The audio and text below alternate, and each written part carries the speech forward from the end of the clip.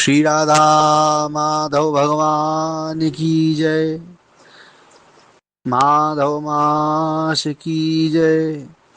इस प्रकार मिथिलापुरी के राजा जनक को श्री सुतदेव जी वैशाख महात्म की कथा सुनाती हैं और परम भक्त राजा अम्बरीश को श्री नारद जी महाराज की कथा सुनाती हैं। जो कोई मनुष्य वैशाख में स्नान करते हैं, दान करें, वह ब्रह्म हत्यारा और गुरु घाती भी हो तब भी उसके पाप नष्ट हो जाते हैं। इसके विपरीत जो वैशाख में स्नान नहीं करते, दान नहीं करते, उपवास नहीं करते, संयम नहीं करते, उन्हें ब्रह्म हत्या का पाप लगता है, गुरुघाती होने का पाप लगता है और पितृश्वरों का नाश करने वाले होते हैं। जो कोई नित्य प्रति श्रीमद् भागवत जी के एक श्लोक का पाठ करते हैं अथवा आधे श्लोक का पाठ करें या तो चौथाई श्लोक को ही अपने मुख से उच्चारण पूर्वक बोलें तो वे ब्रह्मत्व को प्राप्त होते हैं। इन 3 दिनों में त्रयोदशी, चतुर्दशी और पूर्णिमा श्रीमद् भागवत जी की कथा सुनने वाला कभी भी पापों में लिप्त नहीं होता। जैसे कमल के पत्ते का जल स्पर्श नहीं करता, जल कभी ठहरता नहीं है। इन 3 तिथियों में विधिवत श्री भागवत जी की पुस्तक का पूजन करने वाला, भगवान मधुसूदन का पूजन करने वाला, भगवान नारायण का पूजन करने वाला, स्नान करने वाला, दान करने वाला, यह मनुष्य अनेकों देवत्व को प्राप्त होते। कितने ही मनुष्य वैशाख मास की शुक्ल पक्ष की त्रयोदशी और चतुर्दशी पूर्णिमा तिथि को व्रत, उपवास, संयम, नियम, स्नान करने के प्रभाव से ब्रह्म भाव को प्राप्त हुए हैं। ब्रह्मज्ञानी अथवा तो प्रयागराज में मरने से मोक्ष मिलता है या तो वैशाख के महीने में नियम पूर्वक स्नान करने से ही जीव को मोक्ष मिलता है। वैशाख की पूर्णमासी के दिन स्नान करके नीले रंग का साण छोड़े, नील वर्ण के साण का दान करे तो समस्त बंधनों से छूटकर, कर्म बंधनों से मुक्त होकर धर्म, अर्थ, काम और मोक्ष की प्राप्ति होती है।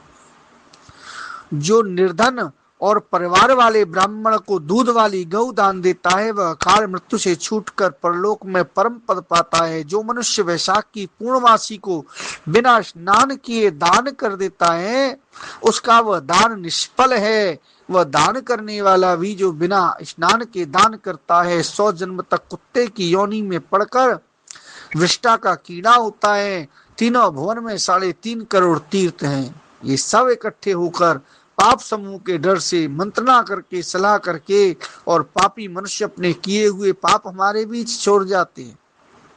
हमारे वे पाप कैसे दूर हों ऐसी चिंता करते हुए तीर्थपाद भगवान नारायण की शरण में बड़े ही व्याकुल होकर पहुंचे और अनेकों स्तोत्रों के द्वारा भगवान नारायण की बहुत प्रकार से स्तुति करी। भगवान नारायण से कहने लगे, हे देव देव, हे जगन्नाथ, हे संपूर्ण पापों के नाश करने वाले, पापी मनुष्य हम में स्नान करके अपने पापों को हमारे अंदर छोड़ जाते हैं और आपके धाम चले आते हैं। हे प्रभु, हम तो आपके आज्ञाकारी हैं, अतः ये पाप हे जनार्दन हम में से कैसे दूर होंगे। हे प्रभु, हम आपके चरणों की शरण के इच्छुक हैं, कोई उपाय हमारे सामने कहिए। जब तीर्थों ने ऐसी प्रार्थना करी तो भक्तों के प्यारे भगवान हंसते हुए मेघ के समान गंभीर वाणी में बोले कि वैशाख के महीने में मेष की संक्रांति में शुक्ल पक्ष की जो अंतिम तिथियां हैं त्रयोदशी, चतुर्दशी और पूर्णिमा, वे 3 दिन सर्व तीर्थ में पुण्य रूप हैं और मेरे प्राण प्यारे। सूर्योदय से पहले स्नान कर जल से बाहर आ जाए जिससे सब प्रकार के पाप से छूटकर पुण्य रूप और निर्मल हो जाता है जीव। इन 3 दिनों के बीच जो कोई स्नान नहीं करते, जो मनुष्यों में ही पाप स्थित रहता है, वह पाप तुम्हारे बीच उनसे निकलकर इकट्ठा हुआ है। जो मनुष्य इस प्रकार तुम्हारे बीच में पाप छोड़ गए हैं वह उनमें निवास करेगा जो इन अंतिम 3 तिथियों में भी स्नान नहीं करते। ऐसा तीर्थपाल विष्णु भगवान ने तीर्थों को वरदान दिया और ऐसी आज्ञा देकर योग बल से अंतर ध्यान हो गए और सब तीर्थ अपने अपने धाम को चले आए। प्रत्येक वर्ष वैशाख के महीने में पिछले 3 दिनों में जितने भी तीर्थ हैं वे सब अपने पापों को छोड़कर निर्मल हो जाती हैं। जो वैशाख के पिछले 3 दिनों में स्नान नहीं करते उन्हीं के ऊपर तीर्थों के समस्त पाप उन मनुष्यों के ऊपर आकर बैठ जाती हैं। इस प्रकार स्नान न करने वाले मनुष्यों को तीर्थ शाप देते हैं। जो कोई 3 दिनों में स्नान नहीं करता उसके समान कोई पापी नहीं। ऐसा पाप किसी भी शास्त्र में न देखा गया है न सुना गया है। अतः पिछले 3 दिन में स्नान दान मधुसूदन भगवान की पूजा न करे तो उसके तुल्य कोई पाप नहीं। जो इन कर्मों को न करे वह 14 मनवंतर तक नरक में पड़ा रहता है। इस प्रकार संपूर्ण वैशाख का महात्म्य महाबुद्धिमान श्रुति कीर्ति के आगे कहा हुआ। जैसे जैसे सुना या देखा तदनुसार माधव मास की कथा का वर्णन किया। इस महात्म्य की पूरी पूरी रीति से वर्णन करने की सामर्थ्य तो ब्रह्मा जी की भी नहीं है। पहले समय में कैलाश पर्वत पर बैठकर पार्वती जी पूछने पर महादेव जी ने यह इतिहास 100 वर्ष तक कहा। फिर भी यह इतिहास जब पूरा नहीं हुआ तो महादेव जी मौन हो गए। विष्णु भगवान जगन्नाथ श्री नारायण के अलावा किसी में भी वैशाख महीने की संपूर्ण महिमा को कहने की सामर्थ्य नहीं है। पहले सब ऋषियों ने मनुष्यों के हित की कामना से थोड़ा थोड़ा वैशाख महीने के महात्म्य का वर्णन किया, परंतु हे राजन किसी ने अंत नहीं पाया। असमर्थ होकर सब मौन होकर बैठ गए। तू वैशाख के महीने में दान आदि सत्कर्म कर, इनसे निश्चय ही मुक्ति मिलेगी। ऐसा मिथिलापति राजा जनक को समझाकर श्री सुतदेव जी राजा से पूछकर जाने का विचार करने लगे। तो राजा को एक साथ आनंद उत्पन्न हुआ। राजा के नेत्रों से महापुरुष की विदा पर जल टपकने लगा। तब उत्सव करने में प्रवृत्त हुआ। अपनी वृद्धि के लिए सुतदेव जी को पालकी में बिठाकर संपूर्ण नगर की परिक्रमा कराई। चतुरंगी सेना को संग भेजकर पीछे पीछे उनको विदा करने के लिए स्वयं गया। फिर अंतःपुर में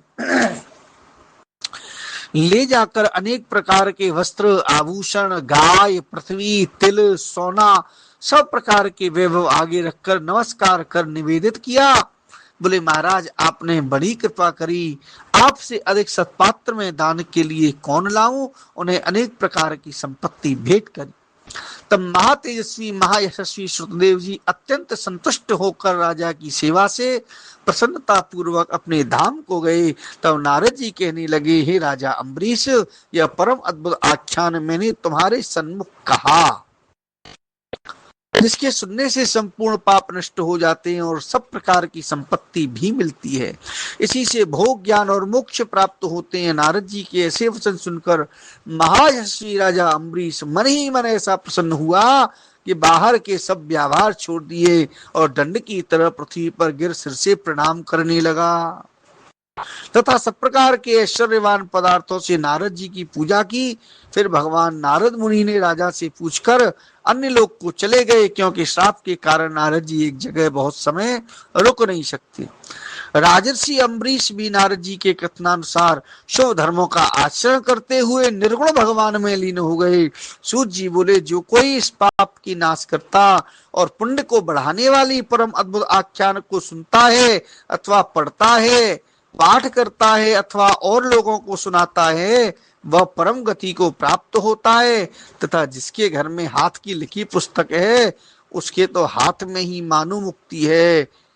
सुनने की कुछ भी उसको आवश्यकता भी नहीं है। बोलिए माधव मास की जय, श्री वैशाख महात्म्य की जय। और वैशाख पूर्णमासी के दिन आज यह कथित वैशाख महात्म्य पूर्ण होता है।